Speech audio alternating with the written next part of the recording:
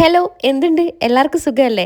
രാവിലെ ആകുമ്പോഴേക്കും സ്കൂളിൽ പോകാൻ വലിയ മടിയൊന്നുമില്ല, പക്ഷേ ഫുഡ് കഴിക്കാൻ ഭയങ്കര മടിയാണ്. രാവിലത്തെ ബ്രേക്ക്ഫാസ്റ്റ് എടുത്ത് വെക്കുന്ന സമയത്ത് അവൾക്ക് വയറുവേദനയൊക്കെ താനേ വരും. പിന്നെ അങ്ങനെ അങ്ങ് ഒരു ദോശയെങ്കിലും ഞാൻ മാക്സിമം കഴിപ്പിക്കാൻ നോക്കാറുണ്ട്. അതിൻ്റെ ദേഷ്യവും കാര്യങ്ങളൊക്കെയാണ് കണ്ടത് കേട്ടോ. അങ്ങനെ ആമി സ്കൂളിലോട്ടേക്ക് പോയി. ഇനി അടുത്തത് ഏട്ടന് പോകേണ്ട സമയമായിട്ടുണ്ട്. ലഞ്ചായിട്ട് ഗീ റൈസും ചിക്കൻ ഒരു മസാല പോലെ ഉണ്ടാക്കിയിട്ടുണ്ട്. പിന്നെ ചെമ്മീൻ അച്ചാറും കൂടെ വെച്ചിട്ടുണ്ട്.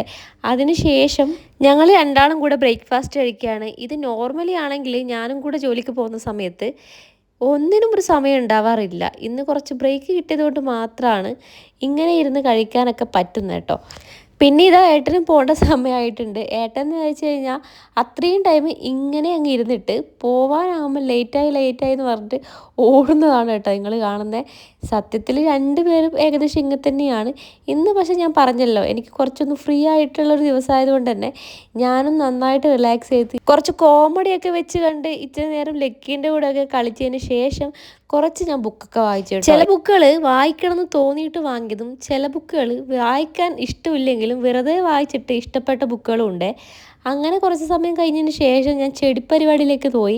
ചെടിക്ക് വെള്ളമൊഴിക്കാനും കുറച്ച് ചെടികളൊക്കെ മാറ്റി നടാനൊക്കെ ഉണ്ടായിരുന്നേ.